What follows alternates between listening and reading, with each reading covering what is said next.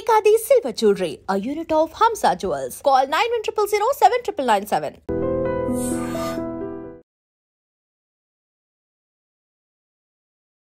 నమస్కారం, welcome to I dream. ధర్మ మార్గం విత్ విజిత కార్యక్రమానికి స్వాగతం.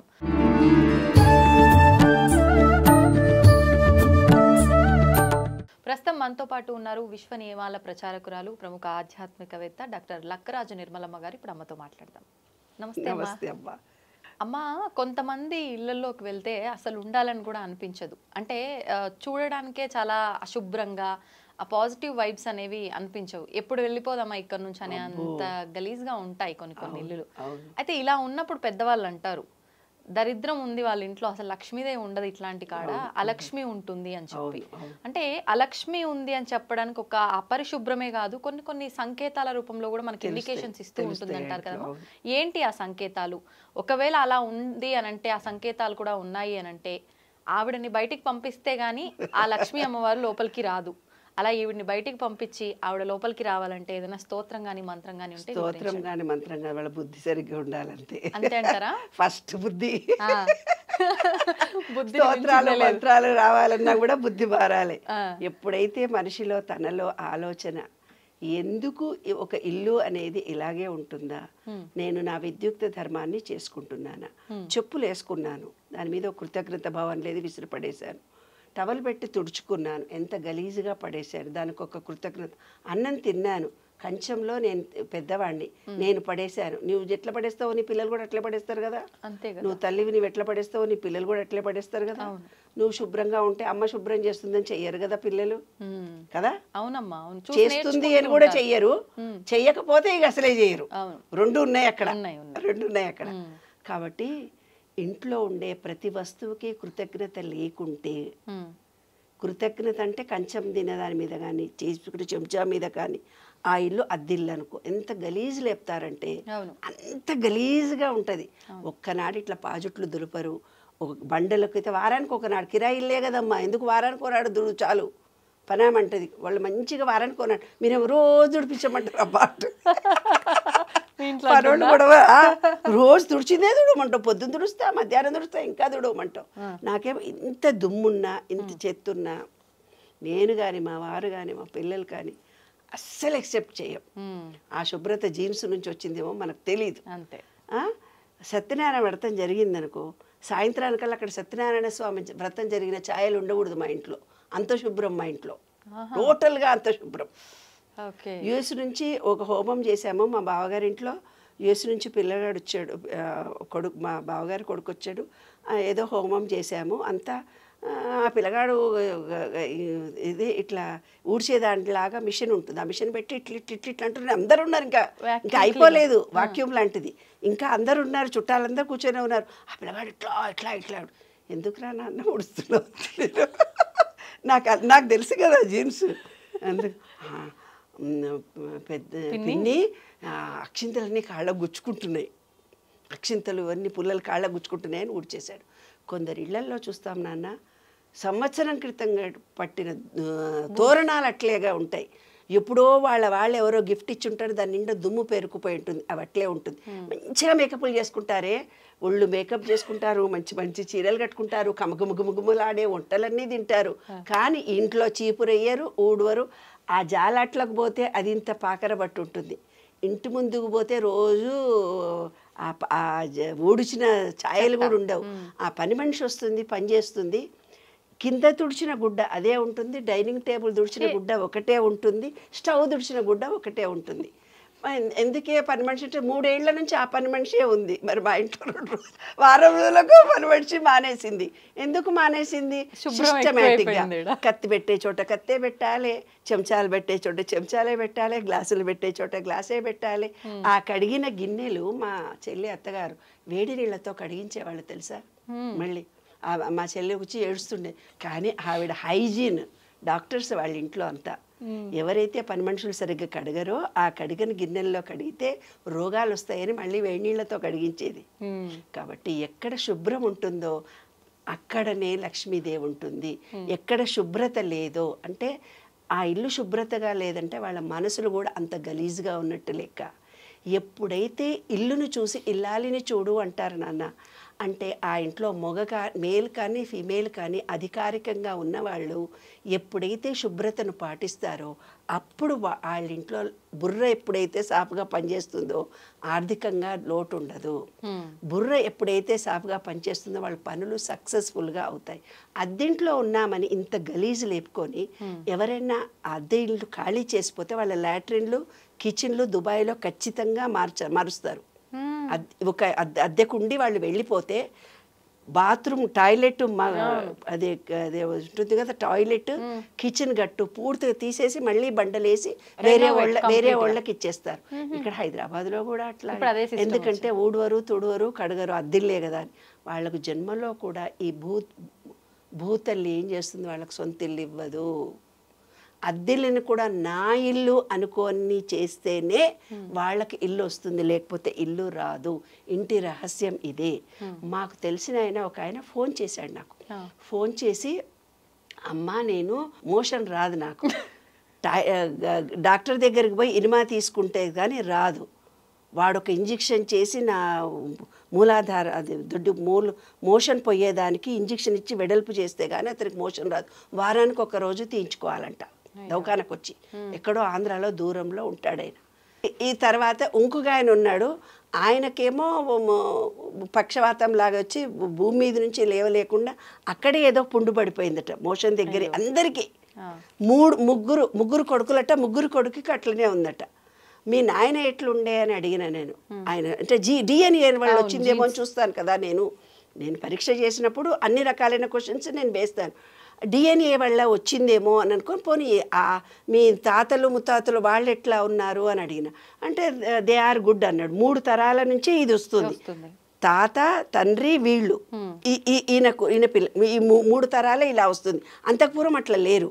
అంటే పోనీ నేను అనుకున్న డిఎన్ఏలో కూడా వస్తుంది కదా, డిఎన్ఏలో కూడా పాపం వస్తుంది.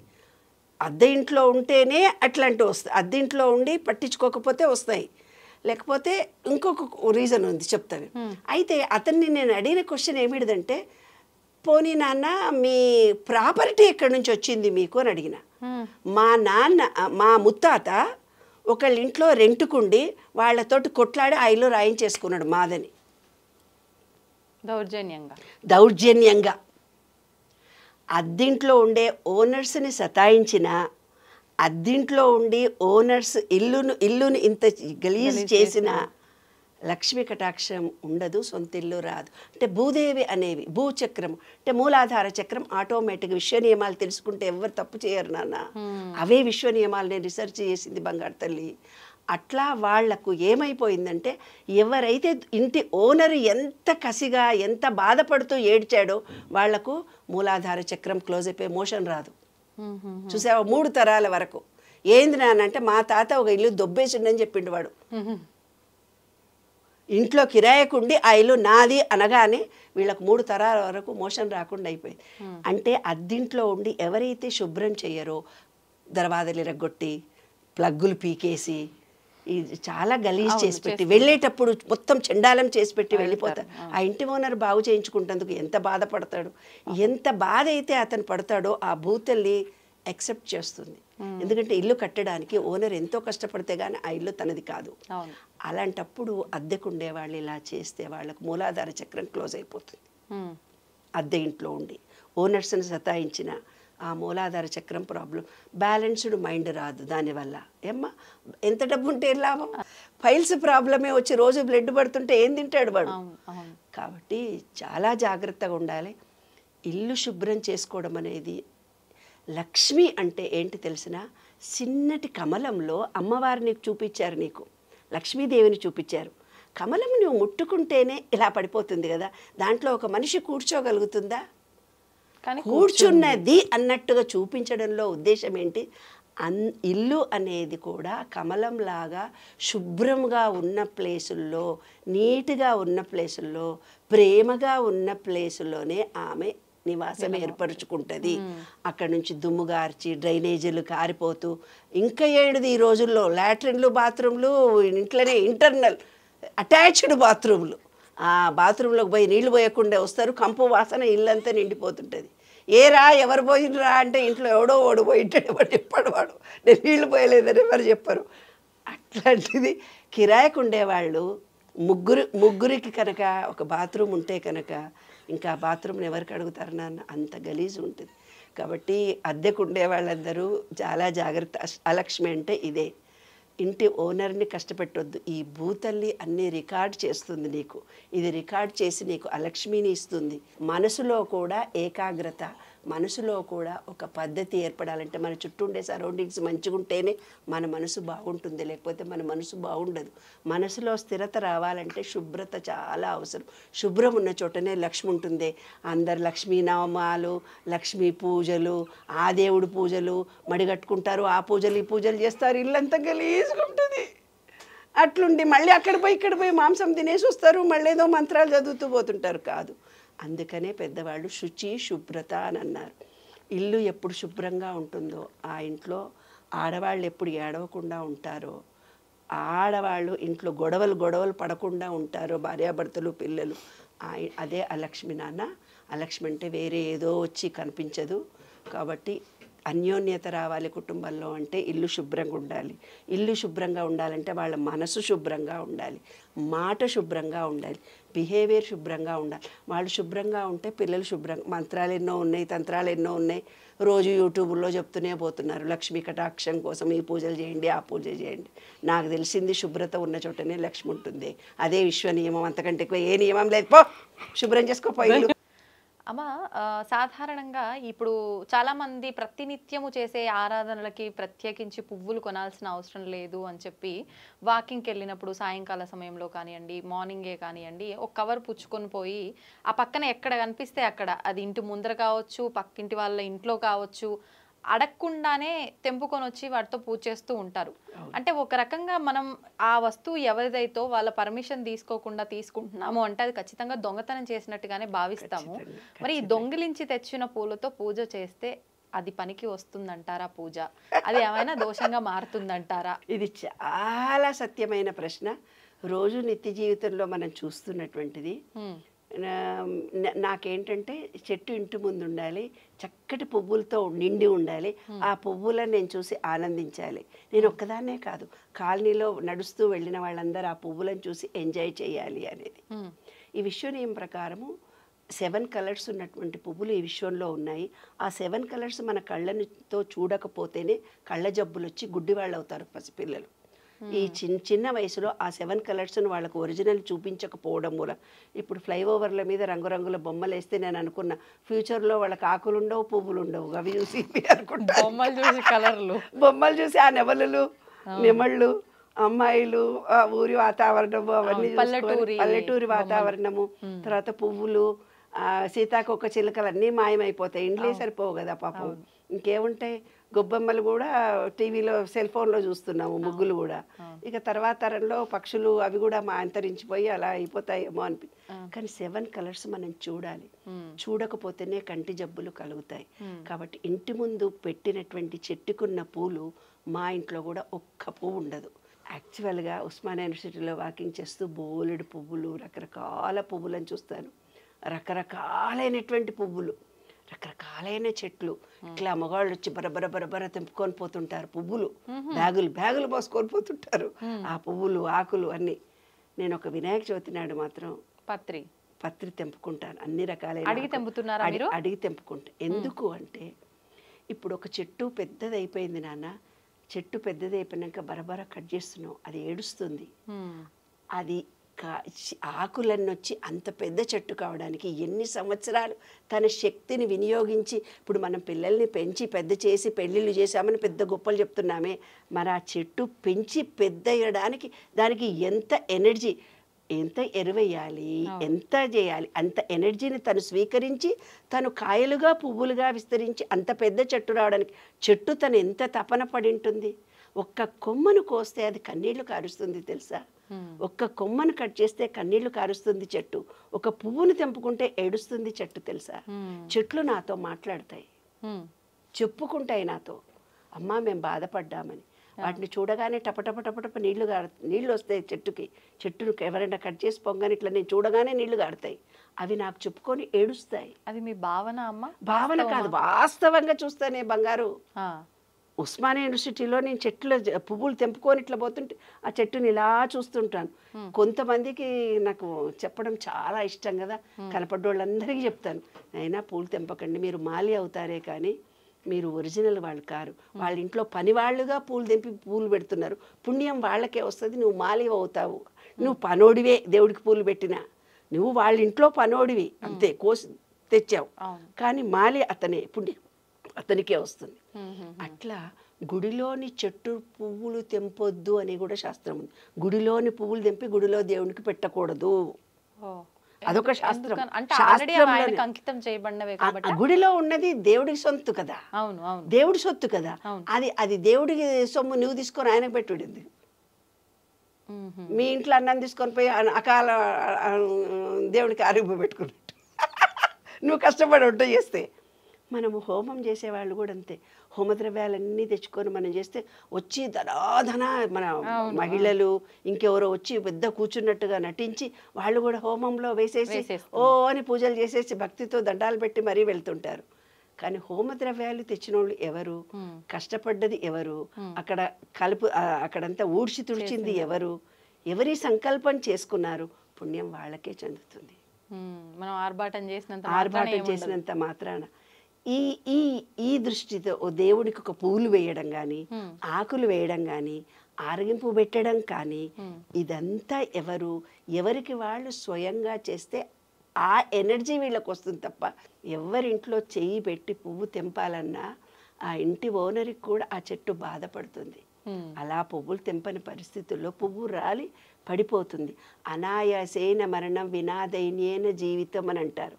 అంటే పువ్వు ఎలా రాలి కింద పడుతుందో మనం అలా చనిపోవాలని పువ్వు మనకు గుర్తు చెప్తుంది. అంటే అంత సునాయాసంగా చనిపోవాలని అందరూ చదువుకుంటారు. మరి అలాంటప్పుడు పువ్వును కసితో నువ్వు తెంపినప్పుడు అది ఎంత బాధపడుతుంది. అది నీవు స్వయంగా చేసి ఇది భక్తి కోసం నా ఇంట్లో చెట్టును పెంచాను, మా ఇంట్లో పూజకి నీ పువ్వులు కావాలని పెంచుతున్నానే భావనతో నువ్వు చేస్తే ఆ పుణ్యం నీకు వస్తుంది తప్ప, ఏదైతే సంకల్పం చేసుకొని చెట్టు పెట్టినారో ఆ సంకల్పమే ఆ చెట్టు చేస్తుంది, వేరేది చెయ్యదు. ఓకే, మాకు డెకరేషన్ కోసం పెట్టాము ఇంటి ముందు ఈ చెట్టు, అందరూ పువ్వులు చూసి ఆనందించాలి, అది సంకల్పం. ఆ చెట్టు పువ్వులు తెంపితే నీకు పాపం వస్తుంది, పుణ్యం అనేదే రాదు. అలాంటప్పుడే ఇలాంటి పాపాలన్నీ చేసిన వాళ్లకు పాపం పోవడానికే వ్రతము అని పెట్టారు, వరలక్ష్మి పూజ అని పెట్టారు. వరలక్ష్మి పూజలో 9 పోగులు చేసి 9 ముళ్ళు వేయడము.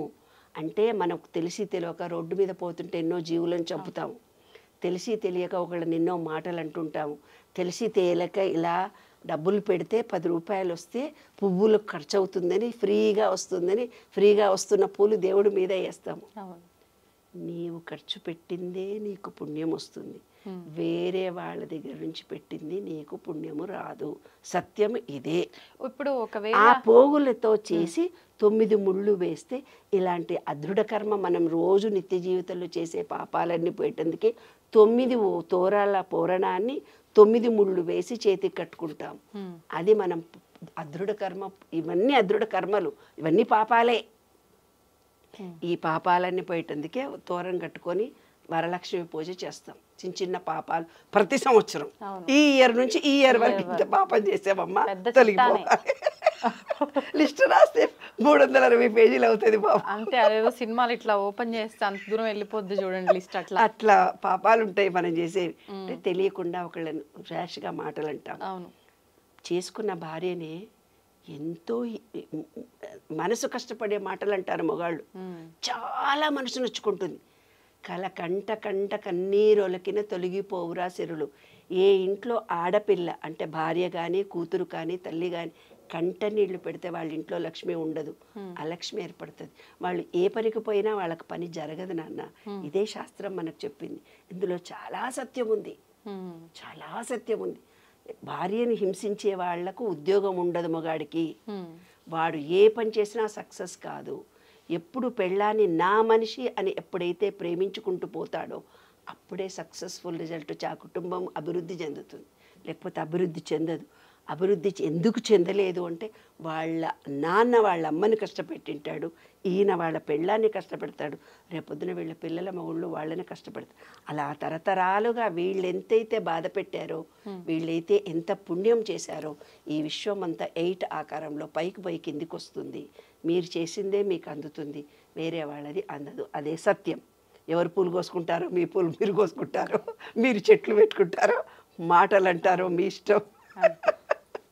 ధన్యవాదాలమ్మా. నమస్తే. తవ్వండి, తవ్వుతూనే శివలింగం సరే దాన్ని అట్లా కప్పేసేయండి, చూపించదండి.